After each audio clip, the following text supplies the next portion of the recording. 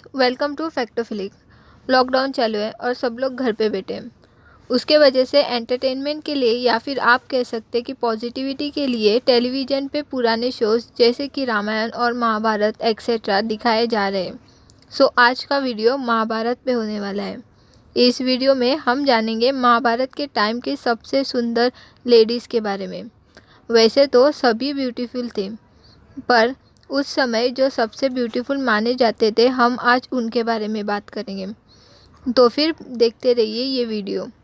तो शुरू करते हैं आज का वीडियो। नंबर 1, उर्वशी। हमारे इस लिस्ट में पहला नाम है उर्वशी। उर्वशी इंद्र के स्वर्ग की अप्सरा थी। महाभारत की सबसे सुंदर महिलाओं में से एक थी। उर्वशी अर्जुन से प्यार करती थी और उसे अपने आकर्षण से आकर्षित करने की कोशिश करती थी। जब अर्जुन ने उसके प्रपोजल को रिजेक्ट कर दिया, तब उर्वशी ने क्रोध में आकर अर्जुन को कर्ज दे दिया कि वो अपने मैनहुड से रहित रहेगा। उर्वशी उस समय की सबसे निडर महिला थी, जिसने खुलकर अपने इच्छाओं को एक पुरुष के सामने एक्सप्रेस किया था। ऑल थ्रू महाभारत में कुंती, गंगा, उलूपी, सुभद्रा, गांधारी और सत्यवती जैसे बहुत सुंदर महिलाएं थीं, पर कोई भी उर्वशी के आसपास भी नहीं थे, क्योंकि उर्वशी सुंदरता, पूर्वाग्रह और गौरव का प्रतीक थी। A deadly combination. Number 2, Draupadi. Mahabharat की महानायिका, पांडवों की पत्नी और पांचाल नरेश द्रौपद की बेटी थी। द्रौपदी यज्ञ से जन्मी हुई थी, इसलिए द्रौपदी को यज्ञसेनी भी कहा जाता था। द्रौपदी द्रोण और कौरवों की अंत का मुख्य कारण बनी। This was the only time जब महर्षि व्यास ने अपनी नायिका की खूबसूरती के बारे में डिटेल में डिस्क्राइब किया था। नंबर 3, कुंती। कुंती भी उस समय की सबसे खूबसूरत महिलाओं में से एक थी। कुंती पांडवों की माता थी। कुंती को वरदान था कि वो किसी भी भगवान का आह्वान करके पुत्र की प्राप्ति कर सकती है। कुंती ने इस वरदान को आजमाने के लिए भगवान सूर्य नारायण का आह्वान किया, जिसके वजह से उसे एक पुत्र की प्राप्ति हुई, जिसका नाम कर्ण था।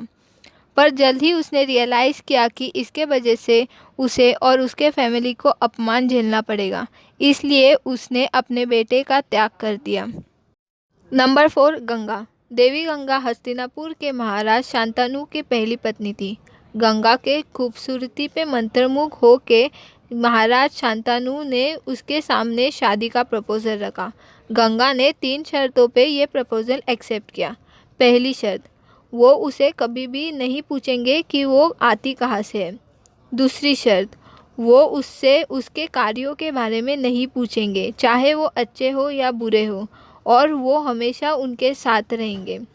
तीसरी और अंतिम शर्त थी कि अगर ये दोनों शर्त किसी भी कारणों के वजह से टूट गए तो वो उन्हें छोड़ के चली जाएगी। नंबर 5, सत्यवती। रानी सत्यवती, जिन्हें मत्स्य कन्या भी कहा जाता है, उन्हें महाभारत युग के सबसे सुंदर महिलाओं में से एक माना जाता है। रानी सत्यवती हस्तिनापुर के राजा शांतनु की दूसरी पत्नी थी और पांडव तथा कौरवों की ग्रेट ग्रैंड मदर थी। नंबर 6, गांधारी। गांधार के राजा सुबाला की पुत्री थी गांधारी, जिसने महादेव की तपस्या कर 100 पुत्रों का वरदान प्राप्त किया था। गांधारी की शादी धृतराज, जो अंधे थे, उनसे हुई थी। जब गांधारी को यह पता चला, तब उन्होंने अपने आँखों पे पट्टी बांधकर खुद को अंधा बना लिया। नंबर 7, उलूपी। उलूपी नागों के राजा कौरवा की पुत्री थी।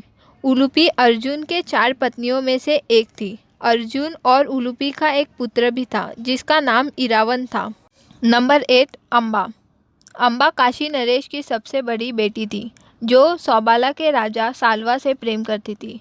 स्वयंवर में वो राजा साल्वा के गले में वरमाला डालने वाली थी, पर भीष्म ने उन्हें और उनके दोनों बहनों को, अंबिका और अंबालिका को किडनैप कर लिया अपने भतीजे विचित्रवीर से शादी करवाने के लिए। अम्बा महाभारत में शिखंडिनी के रूप में भीष्म के अंत का कारण बनी।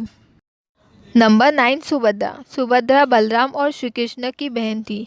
वो महाभारत की सबसे सुंदर स्त्रियों में से एक थी। अर्जुन सुभद्रा के सुंदरता पे मोहित हो गए थे और वो उनसे शादी करना चाहते थे। कृष्ण ने अर्जुन को सुभद्रा को भगा के लेके जाने की एडवाइस दी क्योंकि बलराम उनकी शादी दुर्योधन से कराना चाहते थे, पर कृष्णा उनके खिलाफ थे। सुभद्रा और अर्जुन का वीर पुत्र था अभिमन्यु। नंबर 10, चित्रांगदा। मणिपुर के राजा चित्रवाहन की पुत्री चित्रांगदा की सुंदरता ने अर्जुन के मन को मोह लिया और अर्जुन उनसे शादी करना चाहते थे। इसलिए अर्जुन ने राजा चित्रवाहन के सामने चित्रांगदा से शादी करने का प्रपोजल रखा। चित्रवाहन ने ये प्रपोजल एक्सेप्ट कर लिया, पर उन्होंने अर्जुन के सामने एक शर्त रखी। क्योंकि उनका कोई पुत्र नहीं था, इसलिए उन्होंने अर्जुन से कहा कि उन्हें जो भी पुत्र होगा वो उस पुत्र को उन्हें दे देंगे ताकि वो उनके राज्य को आगे बढ़ा सके। महाभारत में और भी बहुत सारी सुंदर औरतें थी, पर जो इस लिस्ट में है उनकी सोच अपने समय से बहुत आगे थी। उन्होंने अपने सम्मान के लिए आवाज़ उठाई थी उस समय के मेल डोमिनेटिंग सोसाइटी के अगेंस्ट। तो आज के लिए बस इतना ही। कैसे लगा आपको आज का ये वीडियो, कमेंट कीजिए। अगर ये वीडियो पसंद आया हो तो लाइक एंड शेयर कीजिए। मेरे चैनल को सब्सक्राइब कीजिए और बेल आइकन को भी प्रेस कीजिए ताकि मेरे नए वीडियो की नोटिफिकेशन आप सबको सबसे पहले मिले। Thank you for watching.